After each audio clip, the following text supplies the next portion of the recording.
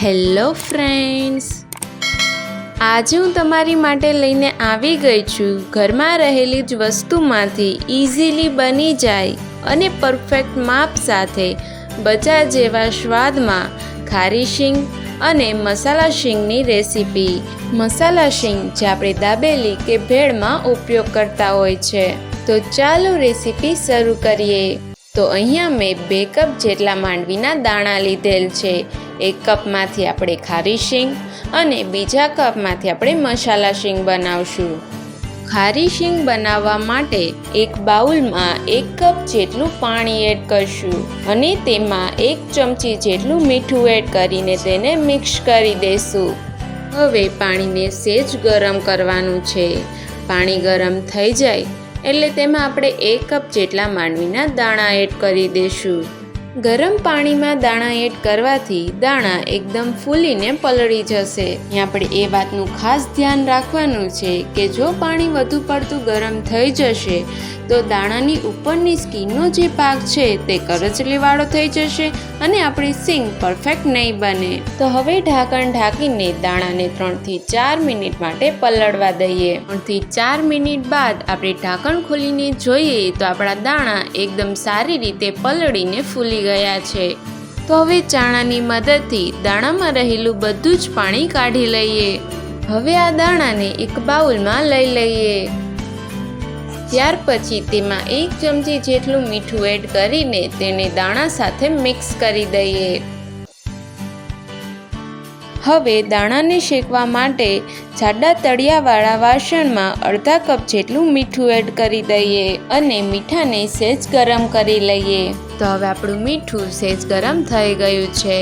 તો હવે તેમાં પલાળીને મીઠું મિક્સ કરેલા માંડવીના દાણા પેનમાં એડ કરી દઈએ ને તેને મીઠા સાથે આ રીતે હલાવતા જઈને સારી રીતે શેકી લઈએ। શરૂઆતમાં આપણા દાણા ભીના હોવાથી તેમાં બધું જ મીઠું સ્ટીક થઈ જશે, પણ જેમ જેમ દાણા શેકાતા જશે તે મીઠું ખરવા લાગશે। દાણા શેકતી વખતે ગેસની ફ્લેમ મીડિયમ રાખવાની છે। જો ગેસની ફ્લેમ હાઈ રાખશો તો દાણા સારી રીતે નહીં શેકાય।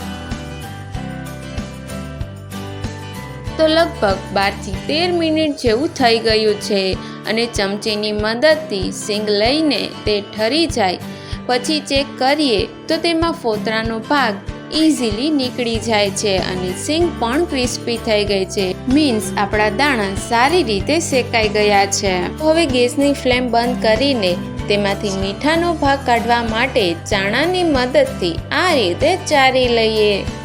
તો એકદમ બજાર જેવા સ્વાદમાં આપણી ખારી શીંગ બનીને તૈયાર છે।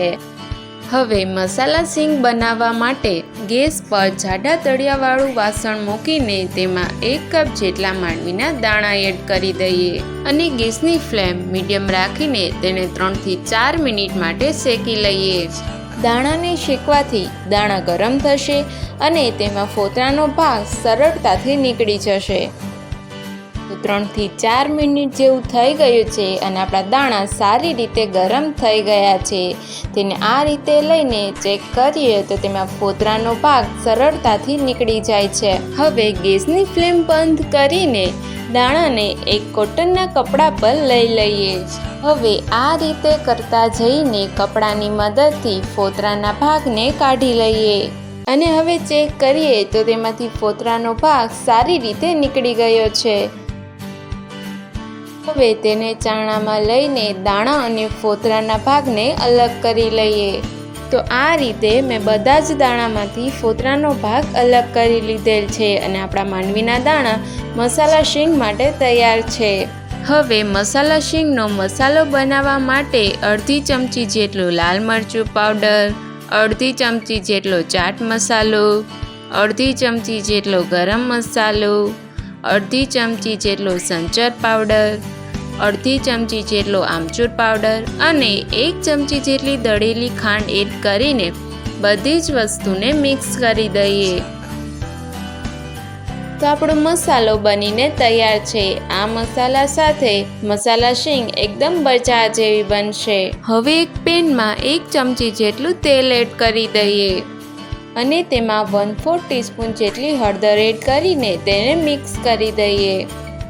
ત્યાર પછી તેમાં ફોતરા કાઢીને તૈયાર કરેલ માંડવીના દાણાને એડ કરી દઈએ।